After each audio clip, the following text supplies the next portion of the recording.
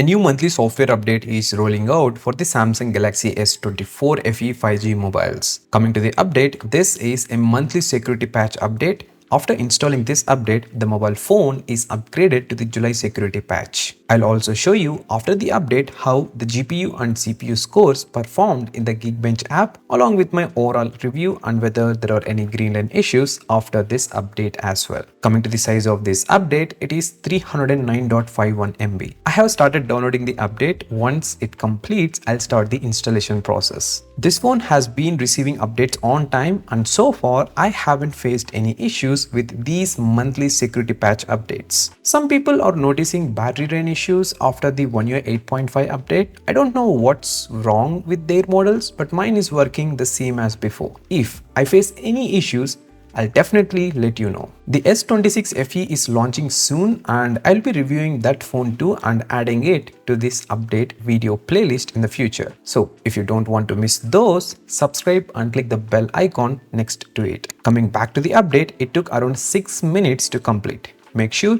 you do not press any buttons during this process. When it comes to changes and issues, on my device there are no noticeable changes or issues. Everything looks and feels the same. The battery backup is the same as before and there are no green line issues either. Coming to the scores, here are the CPU and GPU results before and after. Do note, and I'm saying this again, these scores 100% change from mobile to mobile based on the apps, the temperature of the device, background running applications, and so on. Just look at these as a piece of information and also share your device scores in the comments. It will help others watching this video. So that's the monthly software update review of the Samsung Galaxy S24 FE 5G. Yes, you can go ahead and update your mobile phone as well. Like this video and share it with your friends and family who use this phone. Thanks in advance for doing that and for staying and watching the video till the end. I'll see you in the next video.